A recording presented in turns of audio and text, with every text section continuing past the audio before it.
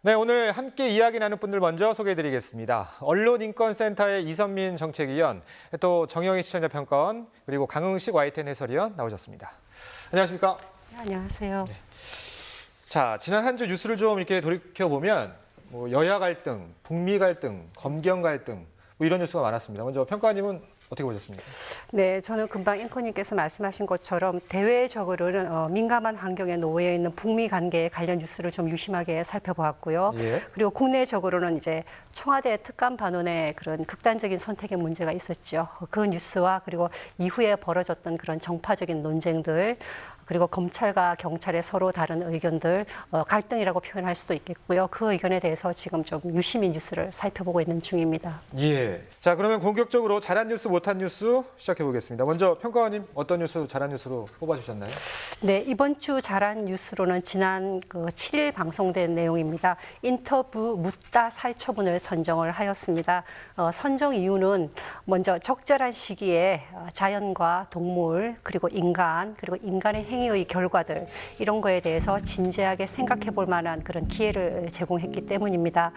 지난 9월에 파주를 비롯해서 접경 지역에서 아프리카 돼지열병이 발병을 했는데요. 처음에는 그 질병의 매개체로 그 야생 멧돼지를 이렇게 판단을 하여서 야생 멧돼지 포획으로 해결이 될 수 있다고 판단을 한 것 같습니다. 근데 결과적으로는 그것만으로는 사태 해결이 되지 않는다고 판단해서 예방적 차원에서 발병 지역 반경에 있는 돼지들을 살처분을 결정을 했습니다.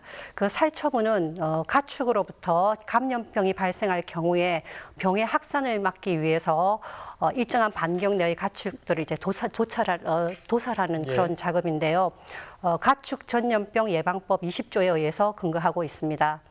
그런데 2010년에는 천여 마리의 그런 가축이 살처분되었고요. 금년에는 38만 마리가 살처분이 되었다고 합니다. 지난 20년간에 약 1억 마리의 그 동물들이 가축들이 살처분이 되었는데요. 실제로 그 발병한 개체 수의 100배에서 1000배 이상의 그런 건강한 가축들이 살처분되었다고 전문가들은 말하고 있습니다. 그런데 지난 7일에 방송되었던 인터뷰 묻다 살처분은 그러한 방식이 과연 바람직한가에 대한 문제를 제기하는 내용이었습니다. 잠재적 감염체 혹은 매개체로 간주를 하고 살아있는 그런 죄 없는 동물들을 그런 살처분하는 것에 대한 윤리의식이나 그리고 결국은 인간에게 부메랑으로 돌아오는 그러니까 침출수의 문제도 있고요. 환경오염의 문제도 있고요. 그리고 또 그 관계했던 인간 그 해당했던 직원들이나 관계자들이 가로사로 사망하시기도 하고요. 또 어떤 분은 자살을 하시기도 하고요. 또 어떤 분들은 외상 후 스트레스 증후군으로 이렇게 고통을 받고 계신다고 합니다. 지금쯤은 그 문제에 대해서 좀 진지하게 사회적으로 고민해야 되지 않나라는 생각을 해서 이 뉴스가 굉장히 잘 만들어진 그리고 잘 선택된 뉴스 아이템이다라고 생각을 했습니다. 그 인터뷰 이 코너를 볼 때마다 느끼는 거는 그 아이템 선정도 그렇고 이야기를 풀어내는 그 구성도 굉장히 공감 능력이 좀 뛰어난 콘텐츠인 것 같아요. 그런 의견이신 거죠? 네, 맞습니다. 바로 그렇습니다. 왜냐하면 사실은 YTN은 24시간 뉴스 전문 채널이지만 일반 뉴스 안에서는 그런 내용을 다루기가 굉장히 어렵습니다. 그런데 인터뷰란 형식이 이제 그런 내용을 잘 전달을 하고 있었는데요. 특히 가슴에 남고 좀 마음이 아팠던 것은 그 프로그램 그 뉴스의 말미에 제공이 되었던 내용인데 살처분은 최후의 수단이지 선수단이 아니라는 그 피해 농가의 그 인터뷰가 있었는데 그 내용이 좀 가슴에 오랫동안 남았습니다. 그래서 이 뉴스는 그 동물을 산채로 묻다.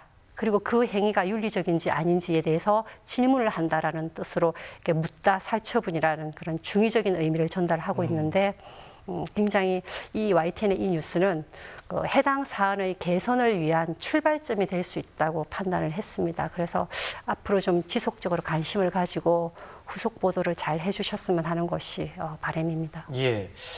인터뷰 코너는 이제 영상기획팀이 만드는 콘텐츠인데 얼마 전에 이 살처분 관련해서 침출수 문제가 좀 부각이 되긴 했지만 이 한동안 발병이 뭐 한 두 달 넘게 지금 발병이 안 되고 있기 때문에 아프리카 돼지열병이요. 그래서 살처분을 이 시점에서 아이템으로 선정한 이유가 굉장히 좀 궁금합니다. 예, 그 아프리카 돼지열병 뭐 추가 발생이 지금 안 되고 있고 또 잠복기도 다 끝났거든요. 예. 하지만 그 농가 그 피해는 지금 계속 진행 중에 있습니다.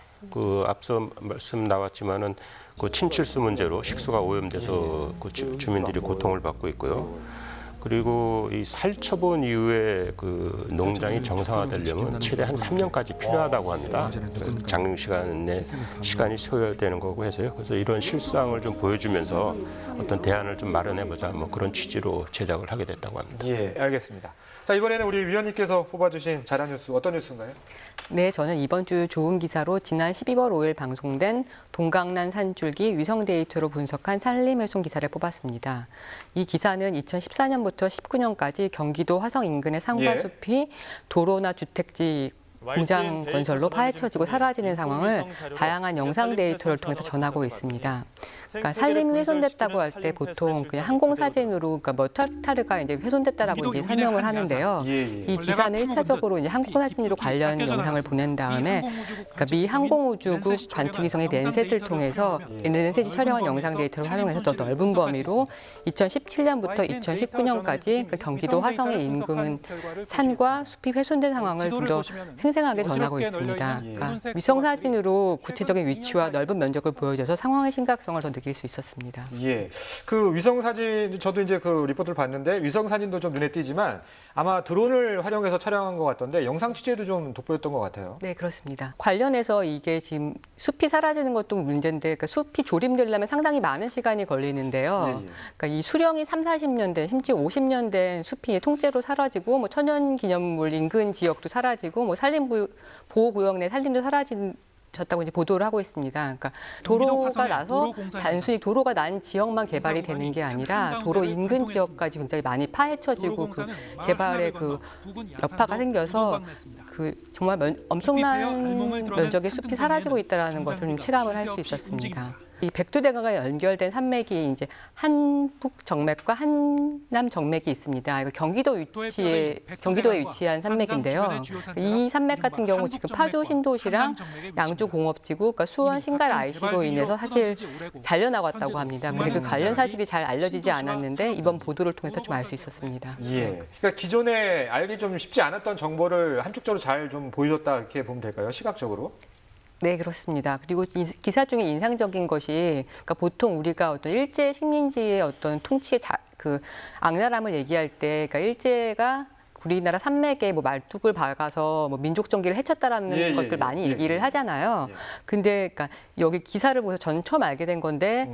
이미 우리는 그러한 산맥 우리의 국토의 중심 부분에다가 뭐 도시를 올린다든지 아니면 도로를 낸다든지 우리가 그렇게 어떻게 보면 그런 국토의 그런 것을 끊어냈다라는 것을 처음 알게 됐고요. 굉장히 좀 약간 아이러니했다는 생각이 들었습니다.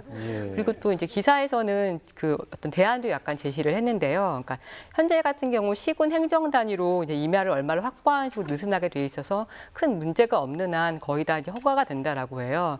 근데 이런 방식이 아니라 좀 더 그러니까 어떤 산림 자원도 중요한 우리를 구성한 자원 중에 하나인데 관련해서 얼만큼을 확보해야 하는지를 먼저 기준을 정하고 적극적으로 여기에 대해서 관리를 하는 것이 필요하다라고 이제 제안을 하고 있습니다. 예.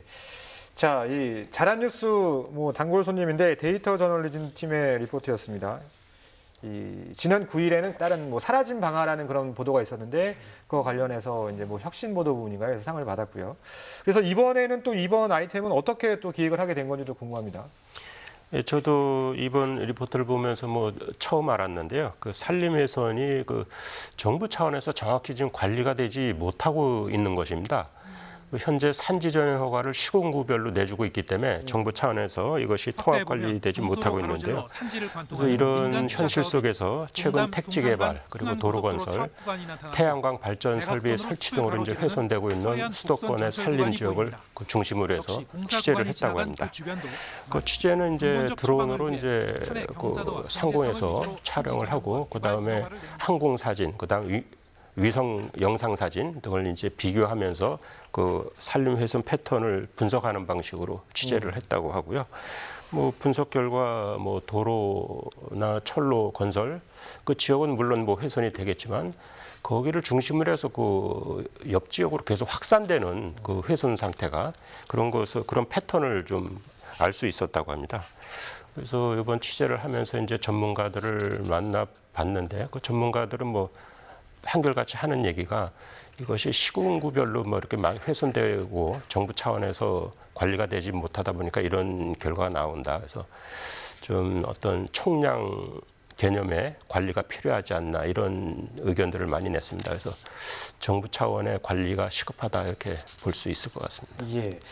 저희 이제 YTN이 뭐 24시간 뉴스 채널이다 보니까 사실 탐사 보도에 이렇게 힘을 많이 쏟기가 좀 힘든 편인데 그래도 데이터 저널리즘 팀에서는 항상 뭔가 기획 이슈가 있더라도 특정한 큰 이슈에서 파생된 취재가 나오기 마련인데 데이터 저널리즘 팀에서는 항상 아이템 발제도 굉장히 좀 독창적이고 창의적인 것 같습니다. 그래서 앞으로도 큰 활약 기대해 보도록 하겠습니다. 자, 이번에는 아쉬운 뉴스에 대해서 이야기 나눠보도록 하겠습니다. 먼저 평가원님 어떤 뉴스 꼽아주셨나요? 네, 저는 이번 주 아쉬운 뉴스로는 지난 6일에 방송되었던 우리 동네 초미세먼지 수치 믿을 수 있을까라는 뉴스를 선정을 하였는데요. 사실 초미세먼지 관련 뉴스는 어떤 내용을 다루든 간에 시청자의 건강과 관련된 것이기 때문에 집중도가 굉장히 높은 그런 아이템입니다. 예. 그래서 또한 또 겨울철이 오다 보니까 미세먼지로 본다 그러면 이게 또 활성화되는 시점이기도 하고요. 그래서 시의성과 영양성 면에서 본다 그러면 아이템의 선정은 굉장히 좋았다고 판단을 했습니다. 그런데 전달된 내용에서 약간의 아쉬움이 있었습니다. 왜냐하면 이 뉴스가 시스템 개발의 경제적인 측면에만 초점을 맞추다 보니까 실질적으로 시청자들이 궁금해하는 측면들을 이렇게 전달을 하지를 못했습니다. 즉 이거는 관계자들에게 굉장히 유용한 정보일 수만 있겠다라는 생각을 했었습니다. 그래서 이 기술이 언제부터 실용적으로 적용이 되는지 그리고 또한 국민들은 실질적으로 언제부터 어떤 방식으로 혜택을 받을 수 있는지 이런 거에 대한 정보가 더 붙여졌다면 좋은 뉴스가 되지 않았을까라는 생각을 했습니다. 예. 우리 이정우 기자 리포터였는데 주로 이 대전 지역에서 이제 뭐 과학 전문 기자는 아니지만 그래도 과학 분야 취재를 굉장히 오래 한 기자 리포터였는데요. 어떻게 해명했습니까?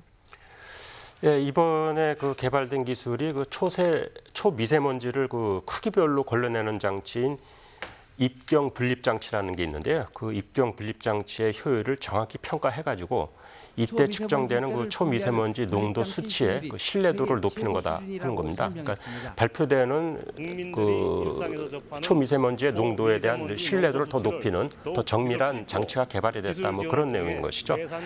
이제 그래서 뭐 기술은 다 이미 개발이 완료가 된 거고 이제 정부 예산 집행에 따라서 이제 국가의 그 측정망부터 이제 확산이 되겠죠. 그리고 민간 기업에도 뭐 기술 지원을 한다고 하니까요. 뭐 정부의 예산 집행 그리고 민간의 이전 속도 뭐 거기에 딸렸다고 봅니다. 예. 알겠습니다. 자, 이번에는 위원님께서 꼽아주신 아쉬운 뉴스 들어보겠습니다. 어떤 뉴스인가요? 네, 저는 이번 주 아쉬운 보도로 지난 12월 4일 방송된 석 달간 금주 음주운전자 새삼 치유법원 첫 사례 기사를 뽑았습니다. 그러니까 이 기사 내용을 먼저 말씀을 드리면요. 그러니까 음주운전 뺑소니를 한 범죄자가 1심에서 징역형을 받았다가 법원이 새로 최근에 도입한 그러니까 치유법원 프로그램에 참여해서 항소심에서 집행유예로 감형을 받았다라는 내용을 다루고 있습니다. 예. 먼저 이제 치유법원 프로그램이 뭔지 말씀을 드리면요. 그러니까 기존의 어떤 사회 격리를 해서 인신 구속을 하는 형태가 아니라 범죄자 스스로가 이제 문제를 깨닫고 해결하도록 이제 도와주는 교정 프로그램의 일종인데요. 그러니까 좀 전에 말씀드린 음주운전을 한 피고인이 이 프로그램 1호 수료자라고 합니다. 그래서 3개월 동안 술을 마시지 않고 10시 전에 귀가를 했고 뭐 가족과의 활동이나 하루의 활동을 일지로 기록을 해서 제출을 해서 그 결과 이제 징역형에서